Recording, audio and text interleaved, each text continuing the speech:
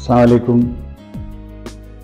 आज टेलीफोन को चैनल के मेहमान हमारे मुल्क के मायनाज फनकार अमजद राना हैं।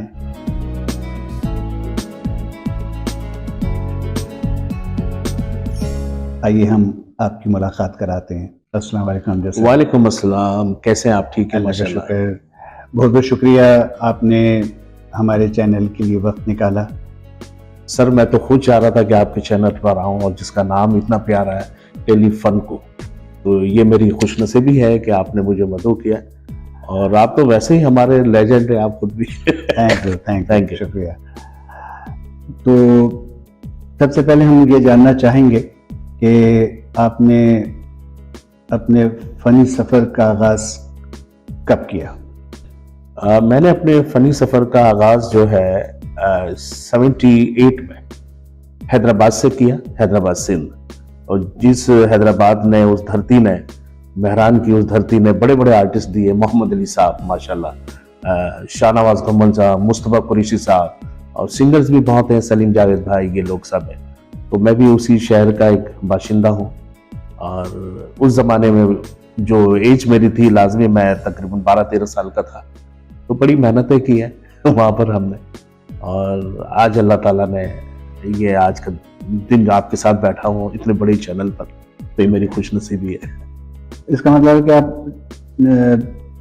चाइल्ड स्टार के तौर पे अपने फ़न का सफ़र का आगाज़ कर दिया था? बिल्कुल हाँ, चाइल्ड स्टार से मैंने पहले लाजमी, डांस तो दूर तक की बात थी, मैं नहीं करता था और ना मुझे आता था। तो मैं एज ए एक्टर, तो मैंने फ़नी सफ़र का आगाज़ किया था चाइल्ड स्टार के तौर पर। और उस ज़माने में मशहूर आर्टिस्ट जो बिजी रहते थे टेलीविज़न पर जब स्टार्ट हुआ था, और आज भी वो मशहूर है, जैसे सलाउद्दीन तुनियो साहब हैं, वफात मुस्तफ़ा साहब के वाली साहब, और मंजूर मुराद, गुलाब चांडियो साहब माशाल्लाह, मंजूर कुरैशी साहब जो पीटीवी के जीएमबी रहे। तो मेरी खुशनसीबी है कि मैंने उन लोगों के साथ काम किया। शैनिला कुरैशी साहिबा सिंधी आर्टिस्ट है, और बहुत से ऐसे आर्टिस्ट हैं माशाल्लाह। तो नादिर बलोच साहब, नासिर बलोच साहब, बहुत से ऐसे आर्टिस्ट हैं जो उस जमाने में थे, जो बाज तो दुनिया से चले गए हैं, अल्लाह उनकी मग़फ़िरत करे। तो ये मेरी खुशनसीबी है कि एज ए एक्टर मैंने, और शौक ही मुझे एक्टिंग का था, सिंगिंग का था, एक्टिंग का था, लेकिन वो एक्टिंग सिंगिंग पीछे रह गई, और वो कैंडल योगा डांस जो है वो सामने आ गया दुनिया में।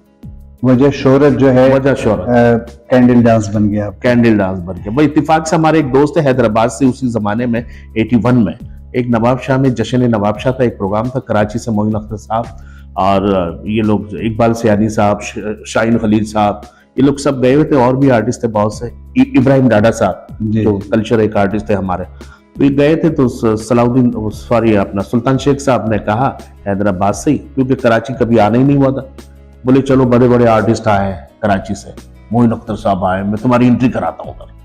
मैंने बोला चलो। तो हम गए वहां पर, तो एंट्री तो हो नहीं रही थी क्योंकि इतने आर्टिस्ट बहुत थे कराची से। तो एंड में जाकर मुझे एंट्री मिली। तो उस जमाने में मैं योगा सीख भी रहा था, और मोहल्ले में छोटी छोटी जगहों पर वो हिट हो गया था कैंडल योगा। तो खैर मैंने उस प्रोग्राम में नवाब शाह में वो कैंडल वाइंड अप पर, यार चलो ये लड़का है कर लेगा कुछ, चलो दुआएं देगा। और मैंने जब किया तो माशाल्लाह वो इब्राहिम डाडा साहब, शकीला खान एक होती थी डाडा के साथ फायर डांस करती थी, वो लोग तो इतने, क्योंकि वो डांसर थे, मैंने भी फिर डांस किया था एक नए अंदाज के साथ कैंडल योगा। तो मोइन अख्तर साहब सारे बैक स्टेज से ही जो है झांक कर देखा, तो यार इतनी क्लैपिंग तो किसी आर्टिस्ट पे हुई नहीं। और मैं छोटा था उस जमाने, 12-13 साल का। तो लोगों ने, वही आर्टिस्ट जो कराची आया था, मुझे इनामात मेरे इधर को इधर डाल रहा है, कोई इधर डाल रहा है। तो ये शुरुआत मेरे लिए बड़ी VIP, ये बड़ी यादगार। उसके बाद मुझे ऑफर्स मोइन अख्तर साहब और सैयद सुलेमान शाह सिंधी आर्टिस्ट थे उस जमाने, वो भी साथ थे उस शो में। अरे बाबा तुम कराची आओ, तुम तो जबरदस्त आर्टिस्ट हो।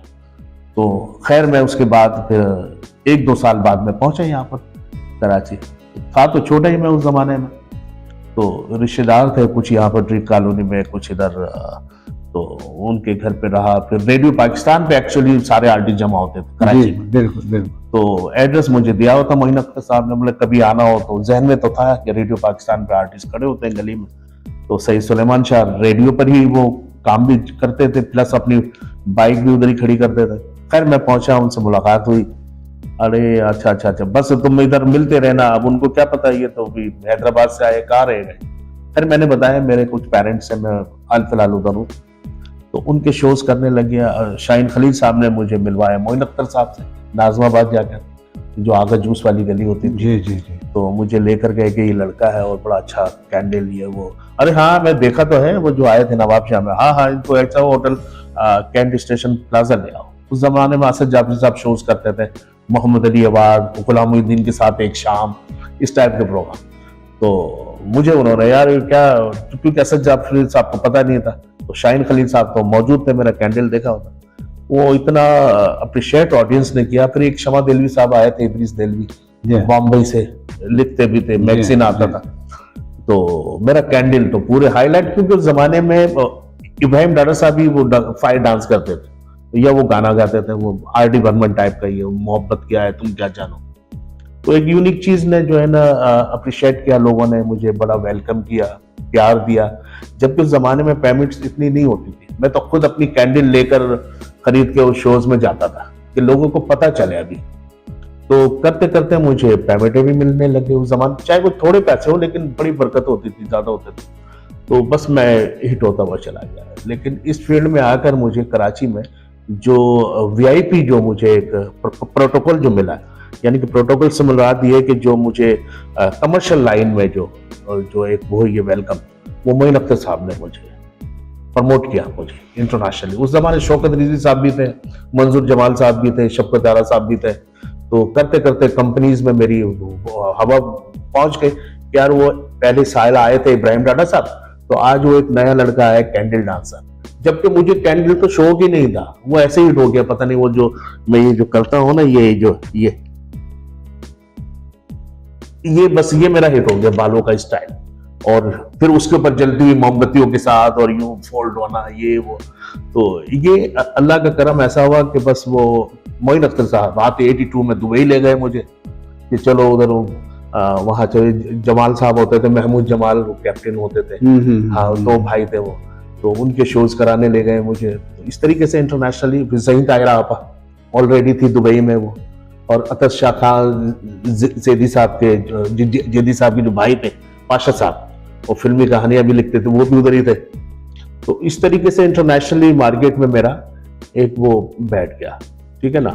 मोइन अख्तर साहब की तो खैर क्या बात है, उन्होंने, और भी मेरी कई फनकारों से मुलाकात रही है, वो नए फनकारों को मोइन अख्तर साहब ने बहुत प्रमोट किया और वो आगे लाए। और उनकी कंपेयरिंग की एक खास बात थी कि वो नए फनकार को भी स्टेज पे जब बुलाते थे तो इस तरह इज्जत देते थे कि जैसे कोई इंटरनेशनल फिल्म ऑलरेडी पहले से फेम है, और उसको कि लोगों की देखने और सुनने वालों की तवक्कुआत बहुत पहले से ही बुलंद हो जाती थी। तो जब वो नया आर्टिस्ट भी जब आता था तो वो बड़े एतमाद से आता था। अच्छा, आपसे एक सवाल है कि जैसा भी आपने कहा कि मैं तो डांस और एक्टिंग के लिए आया था, फिर ये कैंडल डांस शोहरत बन गया, तो आपसे पहले क्या पाकिस्तान में कोई कैंडल डांस नहीं करता था?